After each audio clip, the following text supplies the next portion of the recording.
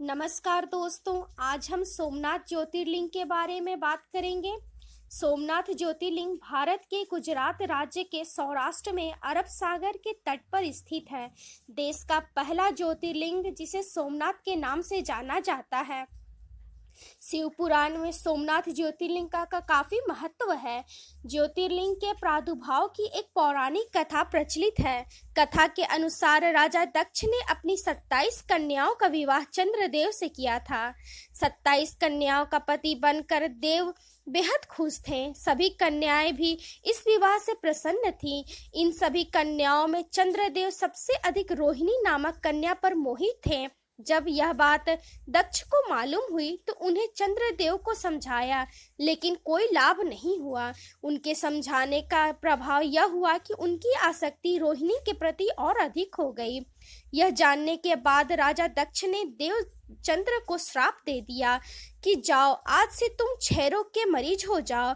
श्रापवश देव चंद्र क्षय रोग से पीड़ित हो गए।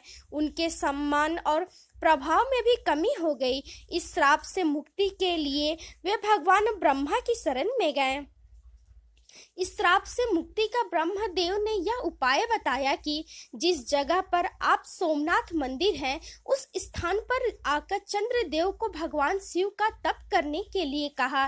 भगवान ब्रह्मा जी के कहे अनुसार भगवान शिव की उपासना करने के बाद चंद्रदेव श्राप से मुक्त हो गए। उसी समय से यह मान्यता है कि भगवान चंद्र इस स्थान पर शिव तपस्या करने के लिए आए थे।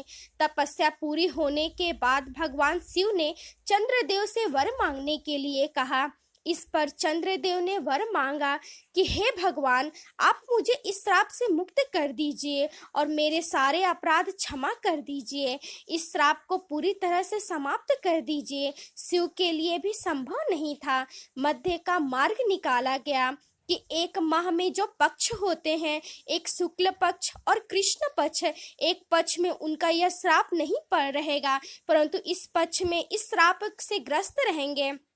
शुक्ल पक्ष और कृष्ण पक्ष में वे एक पक्ष में बढ़ते हैं और दूसरे पक्ष में वे घटे जाते हैं। चंद्रदेव ने भगवान शिव की यह कृपा प्राप्त करने के लिए उन्हें धन्यवाद किया। उसी समय से इस स्थान पर भगवान की इस स्थान पर उपासना करना प्रचलन प्रारंभ हुआ तथा भगवान शिव सोमनाथ मंदिर में आकर पूरे विश्व में विख्यात हो गए। देवता भी इस स्थान को नमन करते हैं। यह स्थान पर चंद्र देवता भी भगवान शिव के साथ ही स्थित है।